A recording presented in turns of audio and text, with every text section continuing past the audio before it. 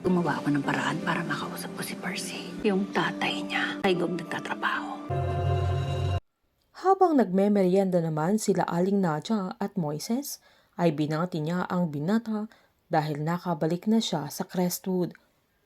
Giniit naman ng binata na nangako na siya sa tatay niya na hindi na siya mapapatrouble ulit at agad namang sinaad ni Aling Nadia na yun din ang pangako ni Roland sa kanya noon pero hindi na niya matutupad, pero yung pangako niya sa anak niya na ipaglalaban niya ang hustisya para sa kanya ay tutuparin niya, na agad namang sinaad ng binata na magtutulungan sila.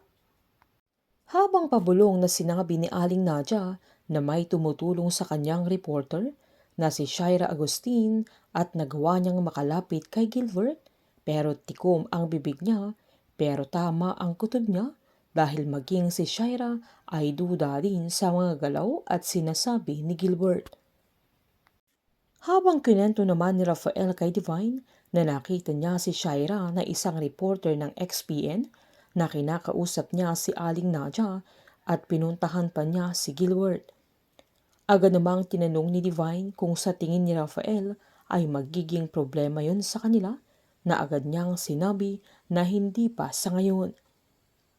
Giniit naman ni Divine na ang akala niya ay laging nakakausap ni Rafael si Aling Nadia, kaya bakit hindi nagsasabi ang matanda sa kanya, kaya agad niyang niyaya si Divine na umalis na sila. Habang giniit naman ni Moises kay Aling Nadia na baka kailangan nilang sabihin kay Rafael ang mga nalaman nila, pero giniit naman ito na wag muna nilang ipaalam. Wala naman silang kaalam-alam na nahuli at nakita na sila ni Rafael habang nag-uusap ng masinsinan, na nahalatang may lihim sila at importanteng pinag-uusapan. Kinuwento ni Aling Nadia na nung na-expelled si Moises ay gumawa siya ng paraan para makausap niya si Percy, kaya sinubukan niyang hanapin kung saan nakatira ang binata, kaya natuklasan niyang nagtratrabaho si Atty. Manuel na mismong tatay ni Percy kay Governor Rafael, kaya mas lalo siyang naghinala. Giniit niya kay Moises na kaya siya napapahamak ay dahil sa pagtulong niya sa kanila, na sakto namang paakyat din si Melanie kaya nakita niya silang nag-uusap.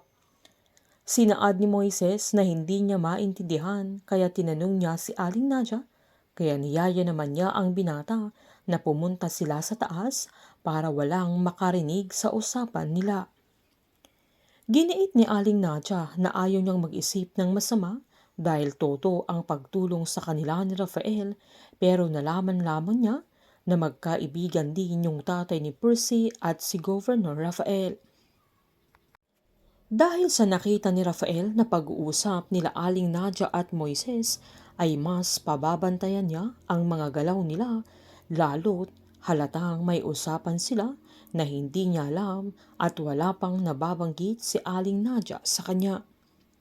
Hindi naman dahilan ang pagtulong ni Rafael kila Aling Nadia at Moises para ihinto nila ang kanilang pag-iimbestiga, pero mas lalo pang mag-iingat ang dalawa sa mga galaw nila, lalo't malakas ang kutob nila na may kinalaman nga si Rafael sa mabilisang pagkahuli kay Gilbert, na siya mismo ang sumuko at umaming siya ang nakapatay kay Roland, pero ang mga galaw niya at mga kilos ni Rafael ay isang pahiwatig na meron silang nililihim. Painit ng painit ang mga tagpo, sabay-sabay po nating subaybayan ang advance episode ng Pamilya Sagrado dito lamang po sa aking channel. Patuloy lamang po manood at mag-subscribe para ma-update po kayo sa mga susunod na episode. Marami pong salamat.